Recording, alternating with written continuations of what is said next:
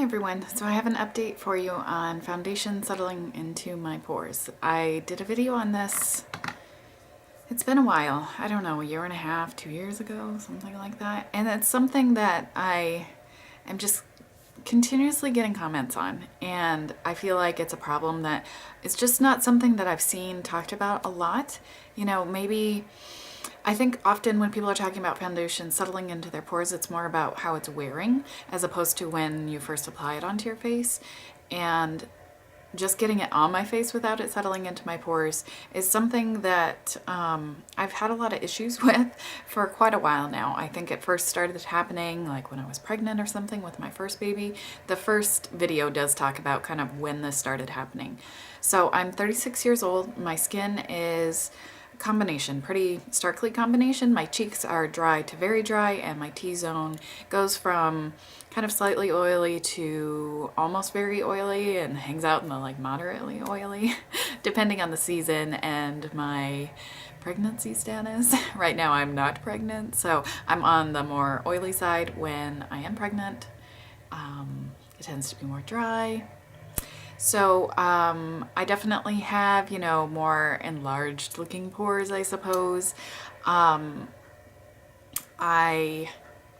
am also acne prone, and I'm 36. Did I mention that? So yeah, so I have found a lot of things that work well for me, things that don't work so well.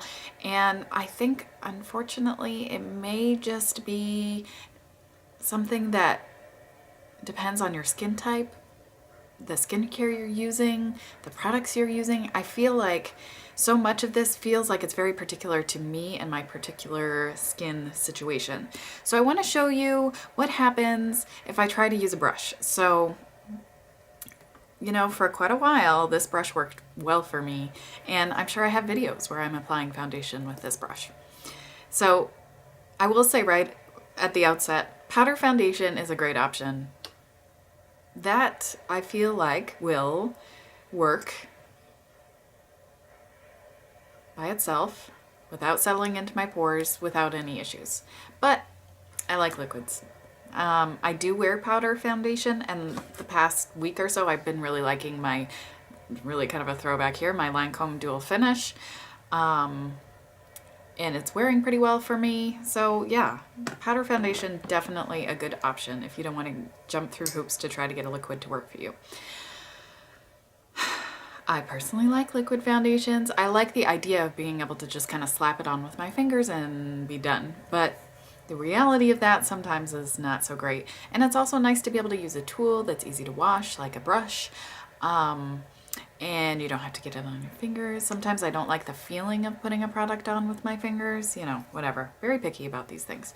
So when my face is clean, it's exfoliated, and I have my favorite SPF on right now, and that is the Paula's Choice Resist Super Light Daily Wrinkle Defense SPF 30. This is very much more geared towards oily skin. It actually is a matte finish, more or less. It adds a little bit of smoothing on your pores. It's almost like using a little bit of a primer. It's really good stuff. So my skin's in pretty good shape. I'm using the skincare SPF that works well for me to keep foundation from sliding around, keeping it on my face. That being said, here's what happens when I try to use the buffing brush and a foundation. So I'll be using my favorite Lancome Idol Ultra in shade 90N. This is a formula that generally works really well for me. So I have this issue on my nose and on my cheeks. So if I try to just buff, like you do, like you see other people do,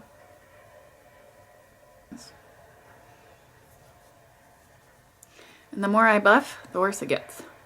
It's like the foundation slides off my face and just sticks in the pores.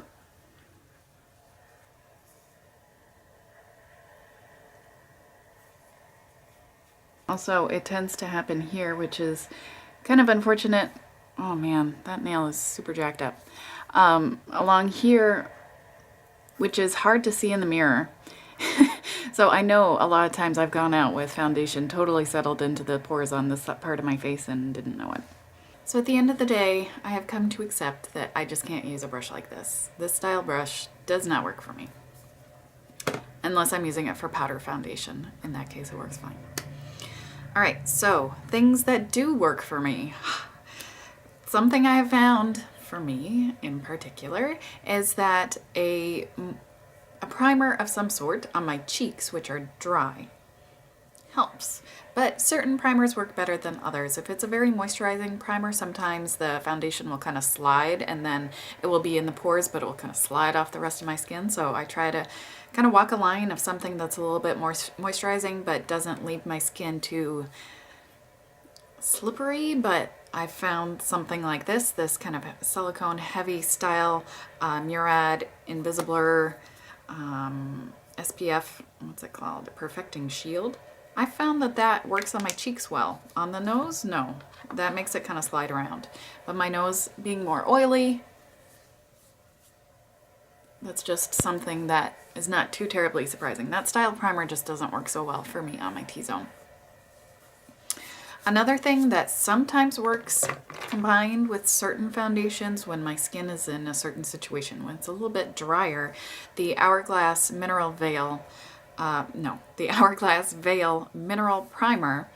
This works well for me when my skin is less oily with certain formulas.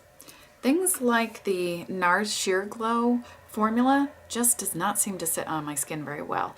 It doesn't apply that well, and if I use it with this primer in particular, as it wears down, it will separate and leave it settled into my pores and kind of slide off the rest of my face, especially on my chin, look just patchy.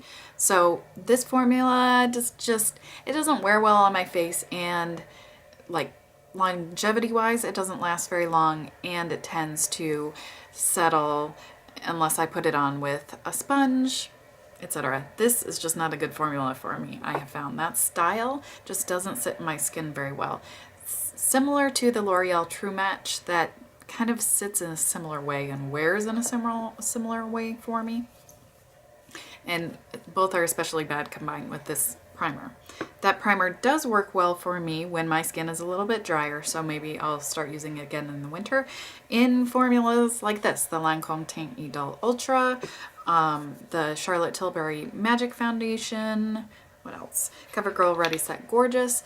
These kind of a little bit thicker, pigmented, a little bit drier formulas seem to just work better for me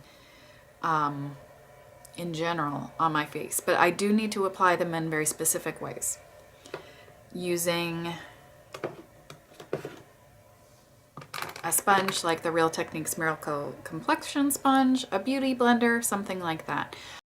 Formulas I can apply with this style sponge dry, and they actually work better for me dry. Others work better damp because I think it shears it out just a tiny bit. For the more heavy coverage foundations or the drier, more matte finish foundations, I think they can kind of benefit from these being damp. The Buxom Show Some Skin Weightless Foundation, which is more like a tinted moisturizer. This I can apply with my fingers. And I prefer using it with a dry sponge because it's a little bit lighter coverage and more emollient. I think that it just doesn't mix as well with a damp sponge, but it does still work with a damp sponge.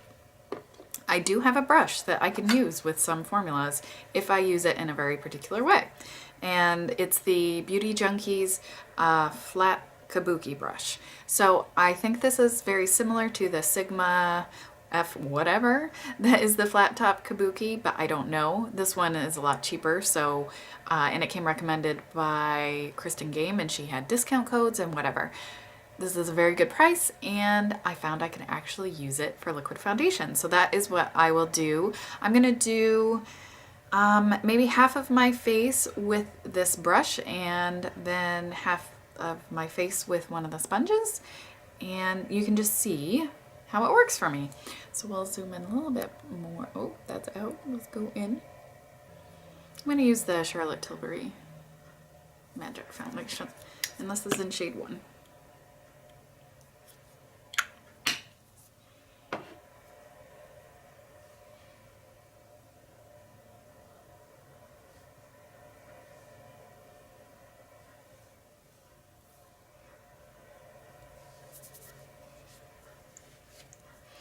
So I have to press it. I can't go into any sort of buffing straight away because that might work, but it might not.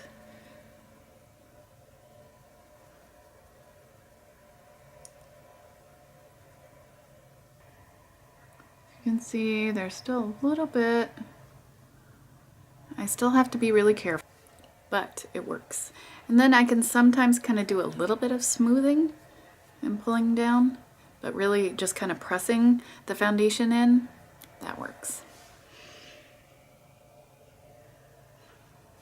Put it here. Alright, so I think I'll go ahead and do my nose, my chin, and my forehead. I do find that dotting the foundation on works better for me as opposed to dipping the brush in and then applying it, because I need to be careful not to get too much product. That is a problem that I have. My skin just does not hold, doesn't wear foundation that well. So I have to put on the least amount possible, especially with this Charlotte Tilbury. It can look very heavy and cakey if I use too much, but it looks very nice if I use the right amount. So right now there aren't really any primers that work well for my nose. That's where I'm oiliest, that's where I have the most problem getting foundation to stay on my nose and like getting things to apply in a way that they don't just kind of slide off. So that SPF really helps. It leaves almost like a rubbery, grippy texture to the skin, which sounds terrible, but it seems to really help the foundation kind of grip on to my nose, which is so problematic in general. So the other side, I'll just use the Real Techniques, which is I do prefer the finish of the Real Techniques sponge to the Beauty Blender. I don't know why. It just seems to work better for me.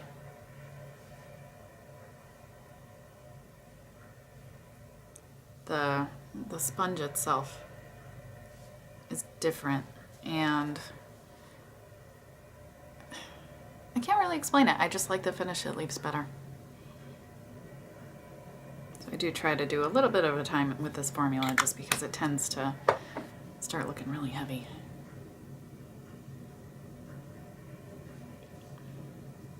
And I do have a similar kind of issue with the Lancome if I'm not careful, though I find it's a little trickier with the Charlotte Tilbury.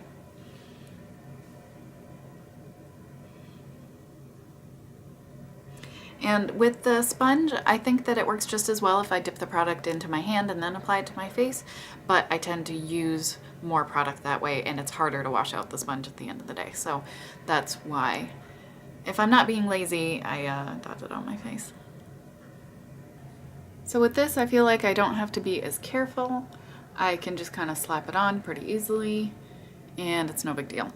So definitely the sponges are faster, but the cleanup on a sponge is something I don't like to do. So I prefer to use a brush sometimes. Sometimes I prefer to use fingers, and yeah.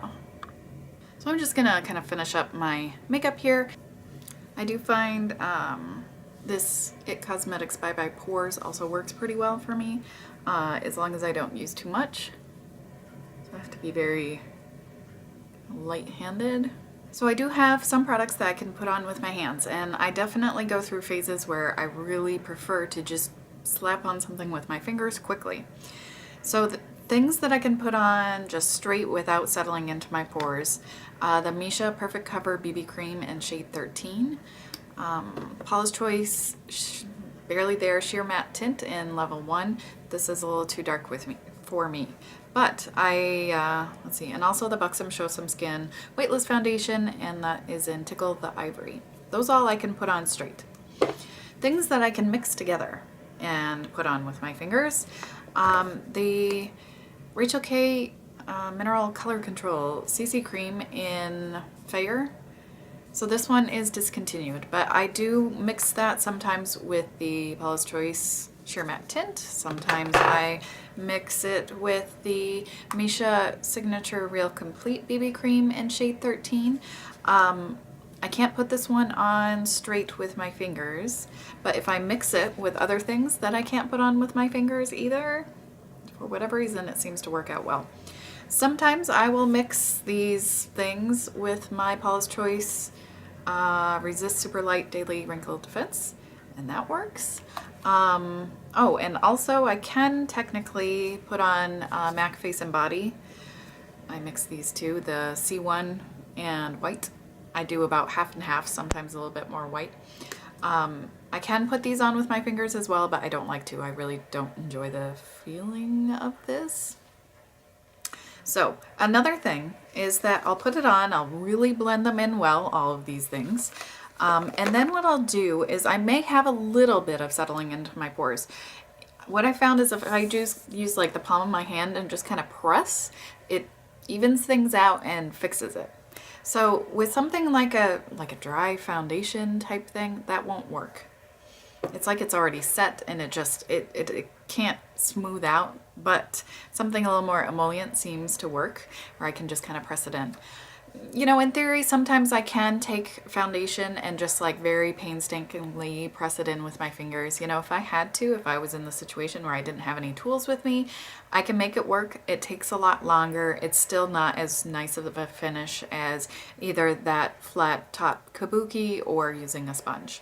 But I can make it work if I have to. It's just a lot of work. Some things just only barely work with a sponge, like the Sheer Glow that I mentioned, and they just don't really work in any other way. But yeah, all of these kind of tinted moisturizers seem to work pretty well for me, either mixed with something else or a few of them work alone. Okay. If I was put on the spot to say what is it that works and why does it work, I really don't know. I've just found by trial and error things that do work for me, tools that work for me. My skincare situation seems to be pretty good. I'll just give a super quick rundown of what I'm using. I do use an exfoliant, a chemical exfoliant every night. I use the Paula's Choice BHA 2% gel. I also use a washcloth in the shower to wash my face. About every other day or every 2 days. It really does make a difference, I've found. Even though I'm using that salicylic acid, it just doesn't get that kind of flakiness off that's especially around my nose and areas like that that tend to be flaky. So my evening skincare routine first is the Paula's Choice, well, I wash my face in the shower. I use the Paula's Choice Moisture Boost creamy cleanser. I don't remember what it's called. It doesn't really foam. And it does not dry my skin out, which is amazing. And then I use the Paula's Choice BHA 2% gel. And on top of that, lately I've been using the original 2% retinoid. And then on top of that, the original hyaluronic acid serum thing. And then Olay Regenerist, I think it's the micro sculpting serum. I also like the regenerating serum. I don't know what the difference is other than price. I think Paula's Choice said they had similar ingredients. The fragrance-free versions of those. And then lastly, I'm using the CeraVe moisturizing cream, the one that's in the tub.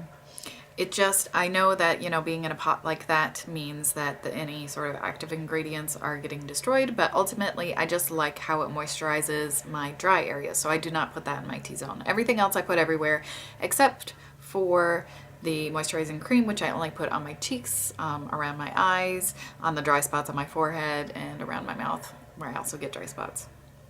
So that's my evening skincare routine. There's quite a bit of stuff in it.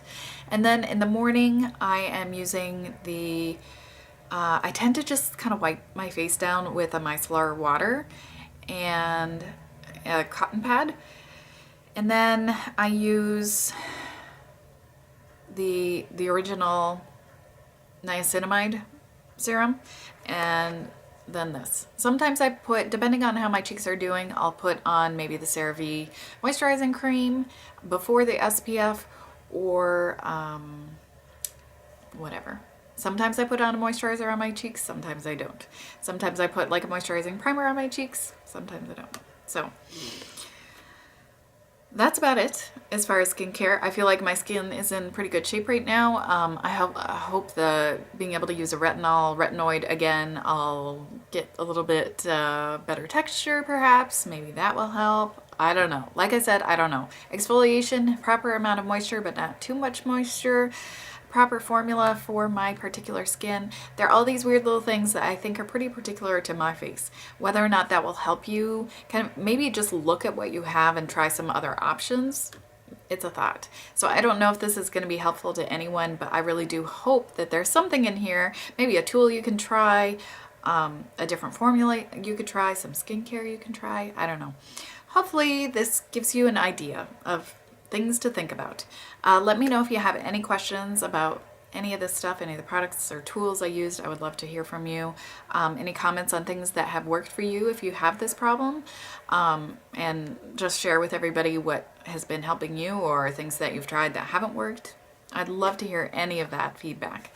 So thank you so much for watching this. I know it was kind of disorganized and rambling, but I really do hope it was helpful.